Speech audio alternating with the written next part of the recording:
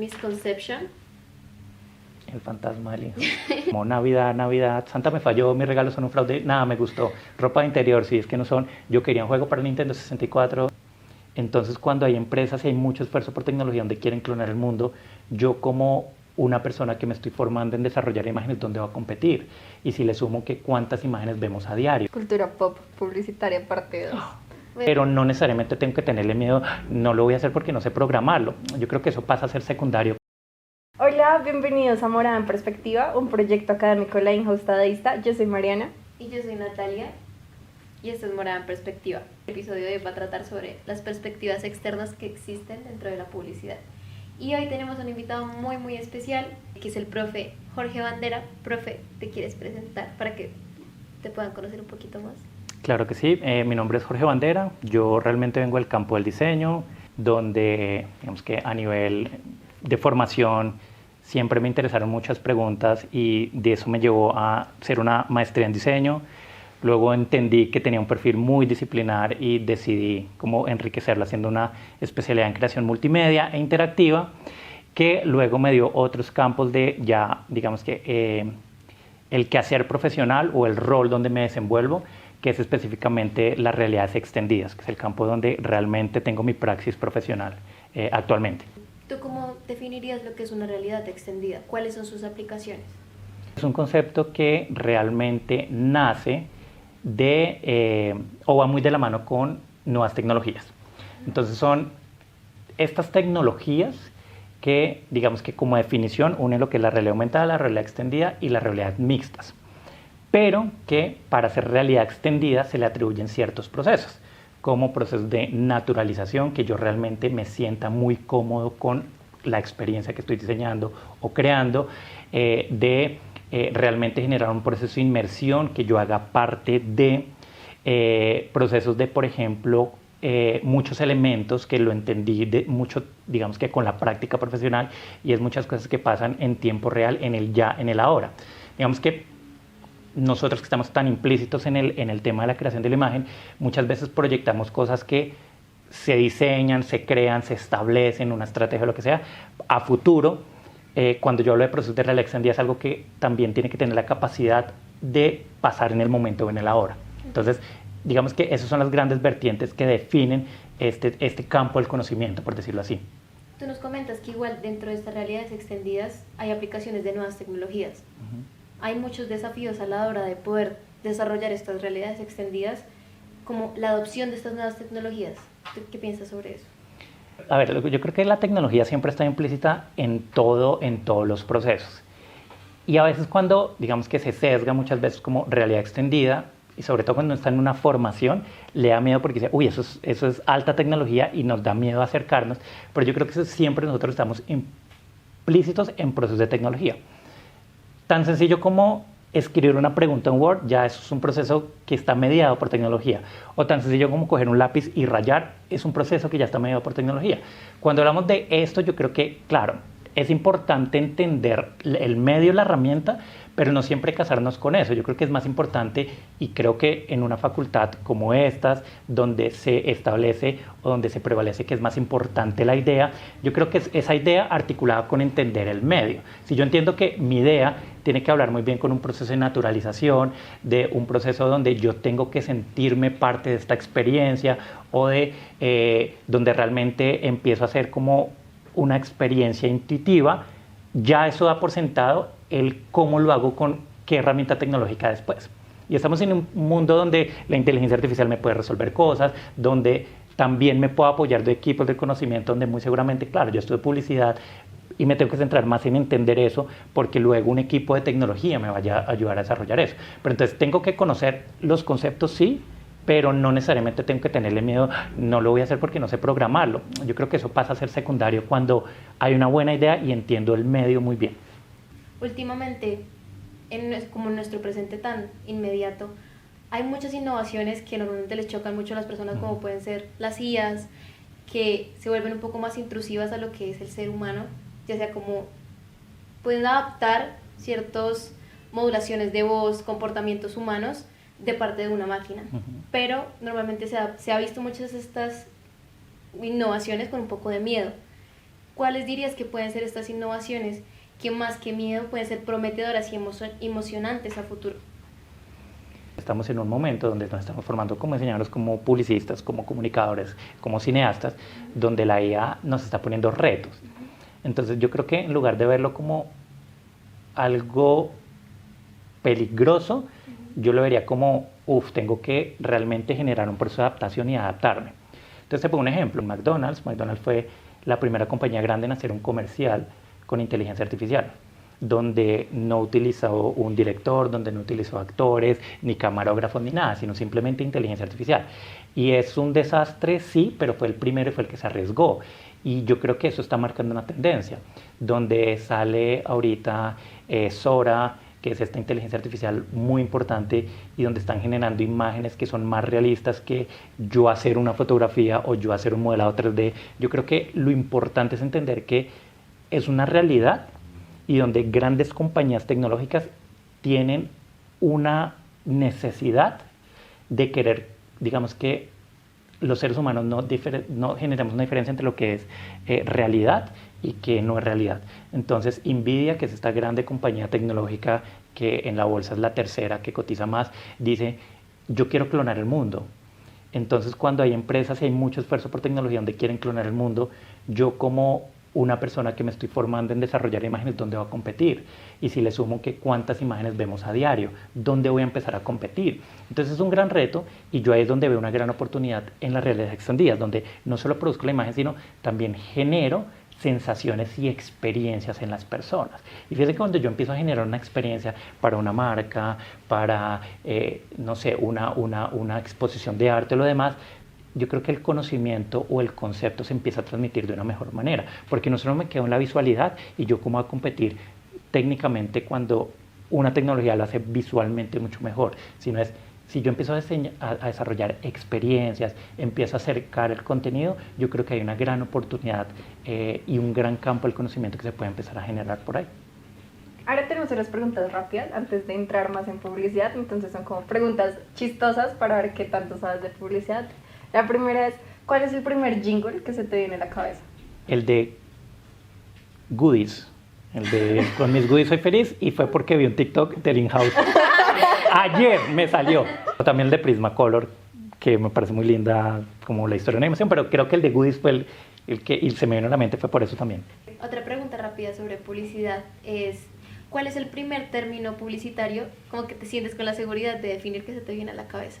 Un asset, pero es por mi formación tal vez, o un key visual. Bueno. Es que igual siento que como el diseño y la publicidad no son tan lejanos. No son tan lejanos. No son lejanos, para nada. Yo creo que son, yo creo que es, y muchas disciplinas, yo creo que deberían familiarizarse. Lo que pasa es que acá se ve la rivalidad, yo creo que es de las facultades, pero en la práctica profesional el publicista trabaja muy de la mano con el diseñador, incluso hay publicistas que se vuelven muy gráficos, otros se van, claro, por la de la estrategia, hay diseñadores que vuelven más también estrategas, entonces yo creo que es un vínculo que no es tan ajeno, o sea, realmente el publicista piensa en una imagen también, claro, lo complementa con una estrategia, y el diseño tal vez piensa más como en imágenes, pero tienen que ir de la mano.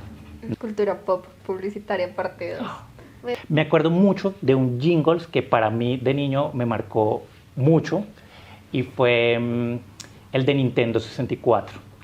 Específicamente, claro, yo quería, cuando era más joven, era niño y ni sabía que quería estudiar diseño, quería una Nintendo 64 y en televisión pasaban mucho un jingle que promocionaba Nintendo 64 con Donkey Kong 64. Y era como Navidad, Santa me falló, mis regalos son un fraude, nada me gustó, ropa de interior, sí, es que no son, yo quería un juego para Nintendo 64, pero estoy hablando de hace siglos. ¿De qué año es el Nintendo? No, Nintendo 64 es de los 2000 o antes, seguramente ustedes no habían nacido. Bueno, mucho. no es tan, no está tan viejo. No, sí. Pues yo nací en el 2004, entonces pues... Producción siempre puede participar si quiere. Si tienen una pregunta. Pues, campañas que lo hayan influenciado muchísimo.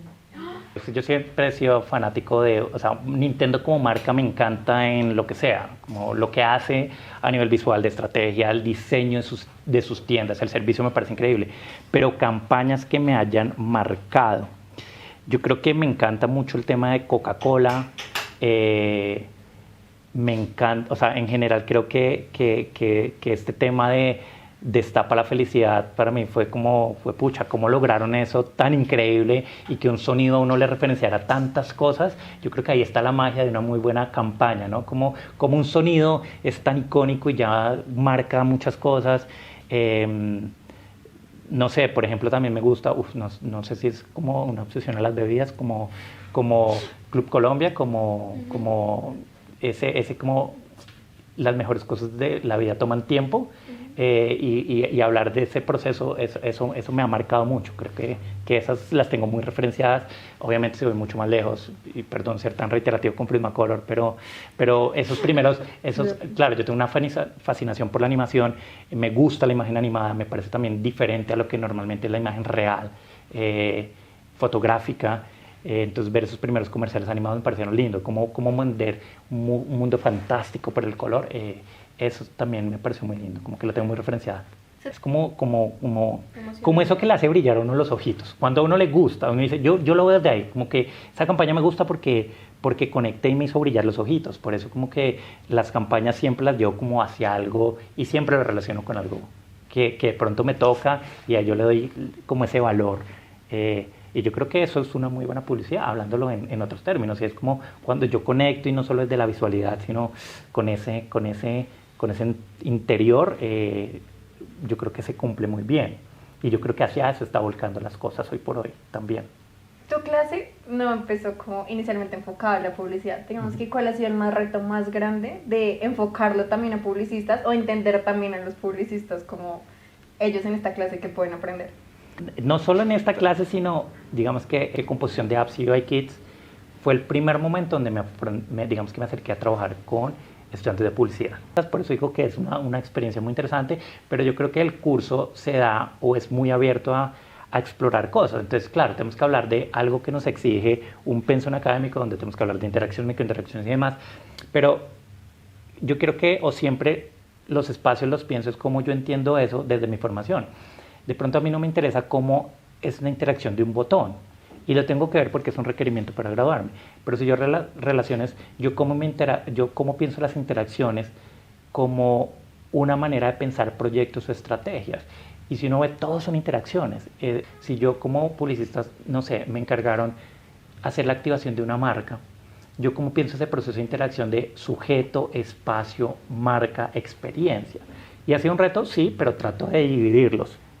A veces más acertado, como que el estudiante de publicidad no solo trabaje con diseñadores y demás, no solo con publicistas, sino que también sean más interdisciplinares, porque yo creo que la vida profesional es eso. Pero tú dirías que los publicistas han sido como una grata sorpresa dentro de UI. A ver, y reitero lo mismo.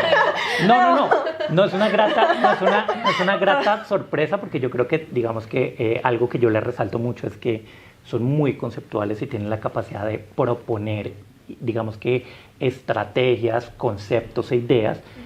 No los voy a medir qué tan buenos diseñadores son, porque de eso no se trata. Sería como voy a medir a un diseñador qué tan buen estratega es. Y les devuelvo la pregunta a ustedes: ¿cómo ha sido el reto encontrarse en una materia que inicialmente es pensada para diseñadores? De reverse. Pues sí ha sido muy difícil. Sí. O sea, siento que igual creo que sí nos hemos adaptado muy bien, porque agarramos las cosas muy rápido. Como que sí logramos aprender las cosas muy rápido, pero cuesta. Y a veces hacerlo solo, como no tener un apoyo de una persona que sí está dentro de lo que es diseño interactivo, es aún más complicado. Pero es de cacharrearlo. Igual no es muy difícil, pero siento que sí es muy de cacharrear como y estar intentando otra vez. Es que yo creo que lo más difícil es adaptarse como a lo que tú dices, saber cómo plantear esa idea. Porque nosotros como publicistas, como que nuestro proceso es muy lineal. Entonces, desde los primeros semestres nos explican todos los cargos, todo lo que tú puedes hacer, y tú eliges algo y te vas haciendo mejor en eso. Entonces, como tener que volver a aprender algo desde cero y ajustar tus ideas a eso, sí es como, ¿cómo lo voy a hacer? Porque la fórmula que ya me sé no funciona en esta situación. Digamos que vamos a ver dos cosas muy importantes del mundo laboral. Tú estudias publicidad, puedes estudiar derecho, puedes estudiar psicología si quieres. El mundo laboral, las grandes corporaciones, tú dices, yo quiero trabajar en Google, yo quiero trabajar en Microsoft, lo que sea, te pide a ti dos cosas. Las grandes ramas del conocimiento le dicen que uno es analfabeta digital o uno es un analfabeta en el siglo XXI cuando no sabe inglés y cuando uno no sabe lógicas de programación. Y yo puedo estudiar psicología, pero el mundo me pide lógicas de programación. ¿Por qué? Porque el mundo cada vez es mucho más tecnológico. Entonces, yo creo que eso es importante. Bueno, yo creo que ya como para darle un cierre, ¿cómo ves el futuro de las realidades extendidas con la publicidad? ¿Cómo los ves trabajando juntos o cómo? Yo creo que esto es como está en una punta del iceberg y por muchas cosas. O sea, por ejemplo, hablando del Festival Estéreo Picnic, que las marcas se centraron en crear muchas experiencias. Yo creo que ahí hay un campo súper interesante donde pues, la gente ya con el anuncio en la revista ya no es suficiente, sino yo cómo complemento esa experiencia para vender los atributos de un producto, una marca o lo que sea. Entonces yo creo que estamos al 2% de lo que puede llegar a ser todo esto, ¿sí? Y si uno lo ve, por ejemplo, con las Apple Vision Pro, ¿sí? Ellos, digamos que desarrollan este sistema para contar narrativas 360 grados, donde yo no solo veo el cartel, donde no veo la publicidad tradicional, y ya no simplemente el BTL, el ATL, sino cómo empiezo a entender, digamos que experiencias mucho más integrales. Y no solo para la publicidad, sino para todos los campos del conocimiento. Yo creo que estamos en un cambio de paradigma ahorita y grandes empresas se están sumando a eso, pero hay mucho futuro. Yo creo que hay mucho futuro y yo creo que hay todo un campo del conocimiento por descubrir. Se nos acaba el tiempo ya. Gracias por vernos, nos vemos este viernes en Spotify y en YouTube. Nos vemos la otra semana para un episodio sobre Alma de la Tierra. Chao. Chao. Chao.